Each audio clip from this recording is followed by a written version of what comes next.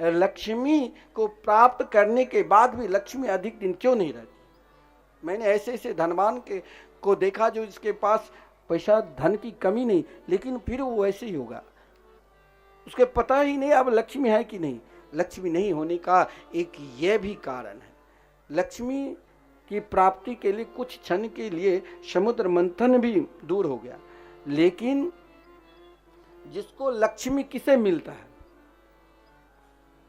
जो लक्ष्मी को वाकई में पहचाने। कौन पहचाना?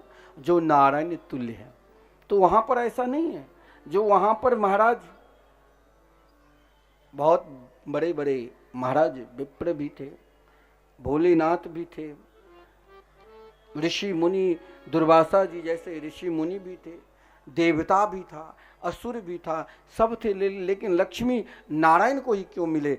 इसीलिए कि लक्ष्मी का जब स्वयंवर हुआ तो वहां महाराज शनकादिक भी थे, लेकिन शनकादिक को लक्ष्मी नहीं चाहिए था, केवल लक्ष्मी नारायण। कहाँ लक्ष्मी विराजमान होती उसे देखने के लिए वहां देवता, भोलेनाथ और महाराज ऋषि मुनि सब उपस्थित है।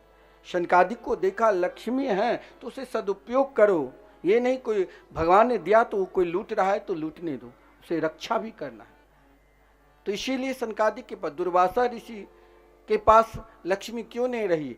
आप अधिक क्रोध करते हो, बात बात में व्यापार कर रहे हो, कोई सामने आया मिलने के लिए उस पर क्रोध करोगे तो क्रोधी के पास भी लक्ष्मी नहीं रहती है। भेष का भी कहा, भोलेनाथ की भेष देखकर अगर धन है तो वेशभूषा भी सही रखना पड़ेगा, इसलिए व्यापारी लोग वेशभूषा सही रखता है। लक्ष्मी है तो महाराज देवताओं के पास इंद्र बड़े सिंहासन पर बैठे थे, वहां भी नहीं रहा, इसीलिए क्योंकि इसके अपने मन पर, इंद्रियों पर काबू नहीं है। असुर को देखा, कहा ये दूसरों को मारकर ही केवल धन बढ़ाया, वहां भी नहीं। लक्ष्मी है तो चारों तरफ देखो, आपके बगल में कोई कमजोर है और आपके उस शंक्य हैं, उनका भी ध्यान रखो, क्योंकि लक्ष्मी कहाँ गई? जब नारायण चारों तरफ देख रहे थे स्वयंवर, तो लक्ष्मी वहीं माला पहना दिया। बोले लक्ष्मी नारायण भगवान की जय। लक्ष्मी वहां रहती है जो सब तरफ समाज की जरूरत है आपके तो वहां भी आगे आओ, राष्ट्र की जरूरत है आपके तो वहां भी आगे आओ, और कोई सत्कर्म जो समाज भगवान से जुड़े और आपका जरूरत है तो वहां भी आगे बढ़ चढ़ के आओ, वहां पर निरंतर सदा लक्ष्मी रहती है। लक्ष्मी वहां कभी छोड़ती ही नहीं, निरंतर नारायण के साथ लक्ष्मी नारायण वहां विराजमान होते। लेकिन ध्यान देना, जिस दिन नारायण को छोड़ दोगे ना तो अमृत के तुल्य अगर आपके अंदर शक्ति है तो भी हो सकता है कहीं ना कहीं परास्त हो जाए, क्योंकि देवता ने अमृत पान कर चुके थे और राजा बलि को अमृत नहीं मिला था। भगवान ने मोहिनी अवतार धारण कर देवताओं को केवल अमृत पान कराए थे, राजा बलि को कुछ नहीं मिला था। लेकिन निष्ठा देखिए, एक निष्ठा भी सर्वोपरि है, एक समर्पित भी सर्वोपरि है।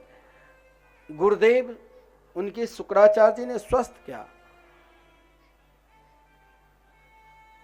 शास्त्र में कहा गया है, सदगुरु के मंत्र में वो शक्ति है जो संसार के संपूर्ण सुख, सदगुरु के वाणी में वो शक्ति है जो संसार के समस्त सुख सुविधा और परमात्मा की प्राप्ति करा देंगे, लेकिन आपको केवल विश्वास होना चाहिए। देवता ने अमृत पान किया, परंतु देवता फिर क्यों उससे अलग हो गए? स्वर्ग से अलग क्यों होना पड़ा? क्योंकि देवतुल्य होकर भी फिर गुरुदेव ने जो कहा था, वचन दिया था कि तुम मेरे प्रभु गोविंद को कभी नहीं छोड़ना, उनके नाम निरंतर स्मरण करते रहना, वो भूल कर केवल देवलोक का ही आनंद लेने लगे। परंतु एक असुर, अपने गुरुदेव, एक अज्ञानी अपने गुरुदेव के चरणार बिंद में इस प्रकार पूर्ण रूप से निष्ठ हो गए, गुरुनिष्ठ। गुरुदेव ने कहा गो की सेवा करो। बड़ा विलक्षण है, गो सेवा एक गुरुदेव ने अपने शिष्य को कहा था, एक गाय दिया और गाय देकर कहा कि जाओ, जब ये 1000 इन गौ को तुम बनाकर लाओगे तब ही तुम मेरे पास आना और तब मैं तुमको ब्रह्म ज्ञान का उपदेश दूंगा।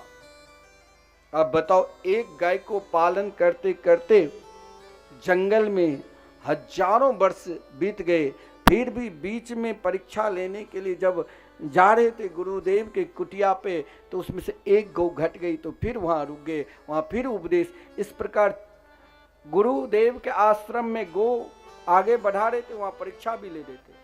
संपूर्ण ब्रह्म ज्ञान गुरुदेव ने कहा तुमने प्राप्त कर लिया, क्योंकि जिस जिस जगह पर तुमने रोका वहां वहां मैंने तुमको ब्रह्म ज्ञान गौ के माध्यम से दिया।